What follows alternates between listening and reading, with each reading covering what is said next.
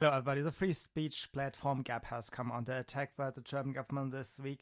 The main reason may be because Germany is having a general election. I'm sure it's not just Gap that is receiving a lot of threats right now. There are possibly also other uh, media communication platforms outside of Gap. Andrew Torber had written an email, sent it to all of his subscribers, in which he outlines the options and the overall debate they are having at Gap. And he says that those attacks are not just targeting the main platform, but that they are going after affiliated bootstrapping startup, an affiliated bootstrapping startup. I'm not quite sure what he refers to because Gap is doing a lot of things at the same time. They have the Dissenter browser, they have Gap TV, there are a lot of projects going on. Gap Pro, the channel platform also needs maintenance, etc., etc. I'm not quite sure what he refers to as startup, but he feels right now that the attacks come from all sides, targeting everything. And this is why maybe he should be worried, because it's not just the election. We are talking about mass craze.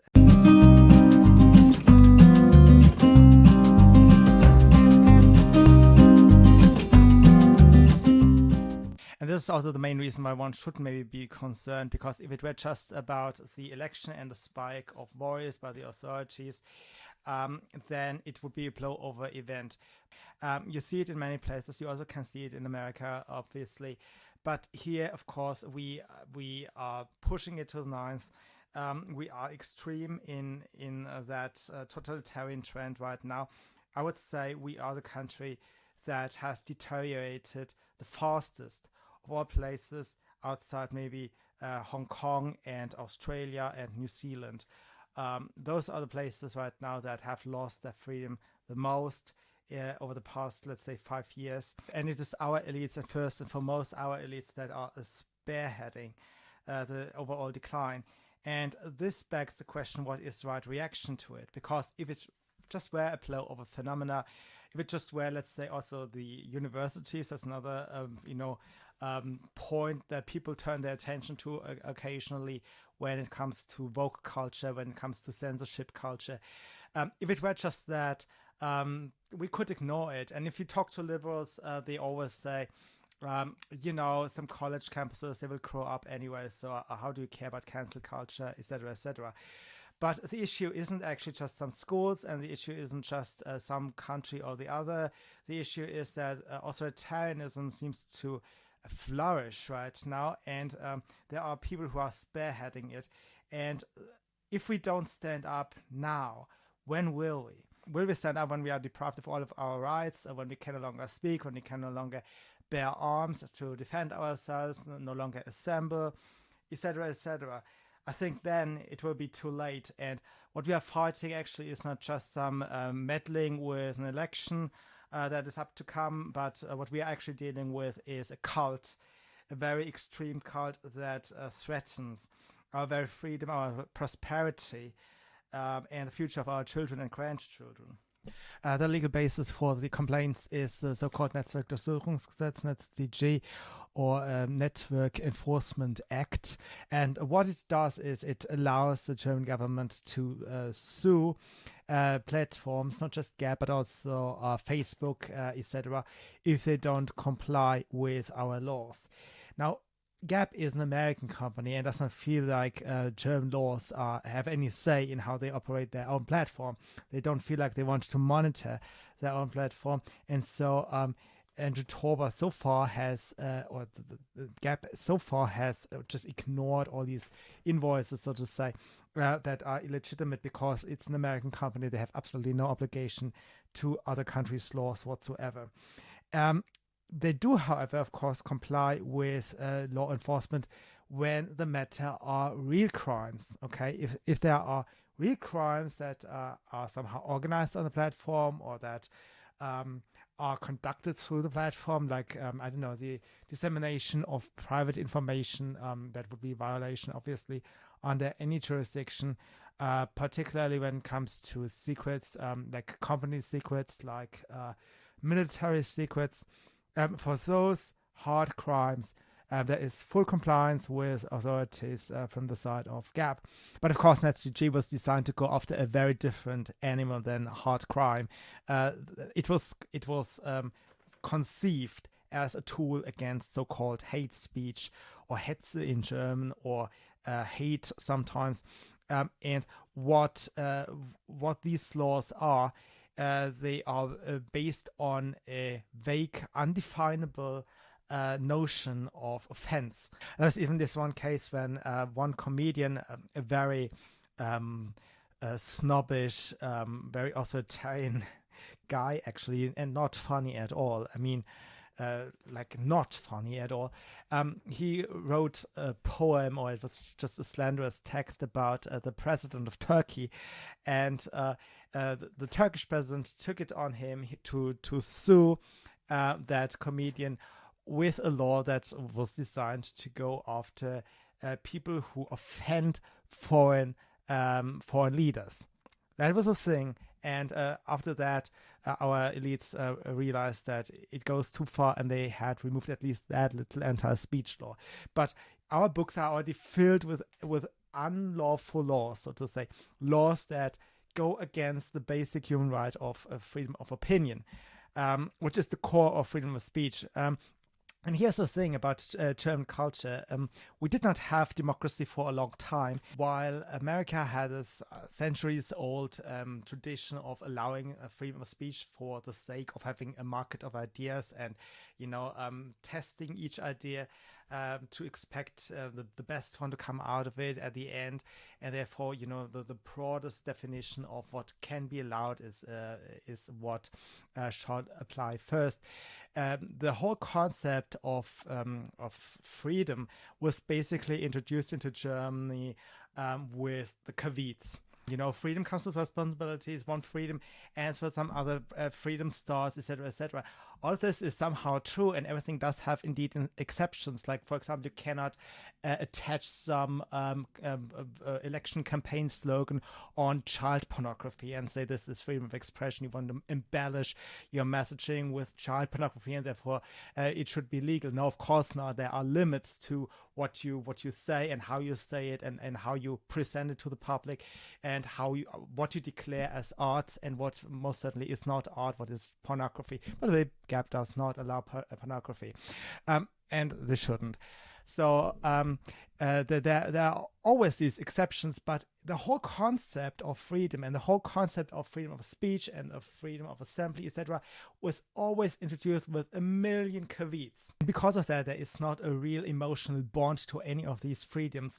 And as it was introduced as, it ends with something else begins, who knows, and so on, it's not a clear concept in people's minds.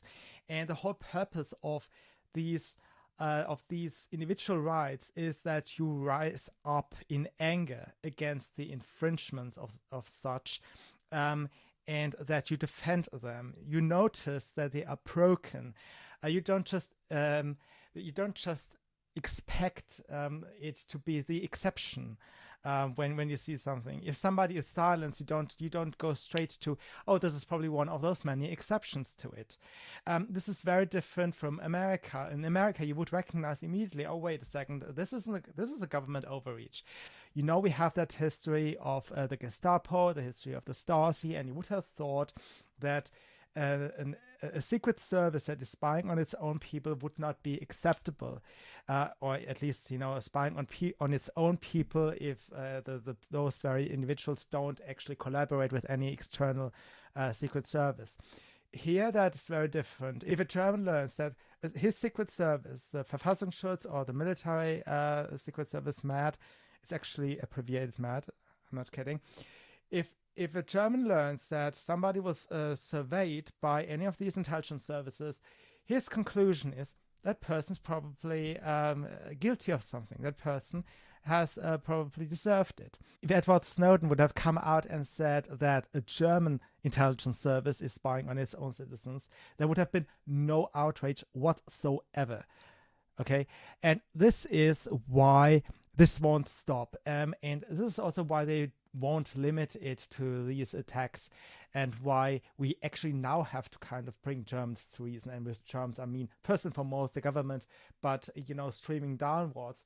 I think we need a cultural improvement as such. I am patriotic in the sense that, yes, we should cherish our people, we should cherish our country, but also we also have to improve all of these things right now, because we see how we are falling. And the reason why we are falling so deeply is because in the past we did not pay much attention to important things.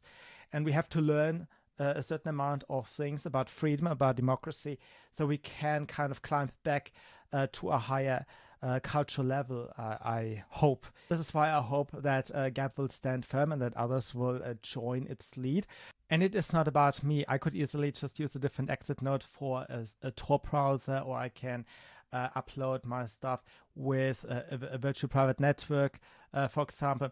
But it is about the visibility for other Germans. I want as many people to kind of communicate about what's going on and cross-communicate and kind of be there for each other as possible.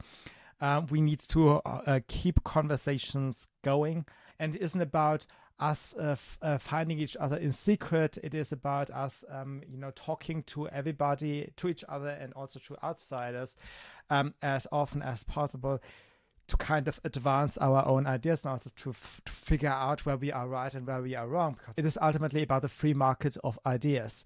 And that is why the Germans go after that so hard. We have this cult-like thinking, a mass psychosis that won't stop. And it is not just about anti-race, blah, blah.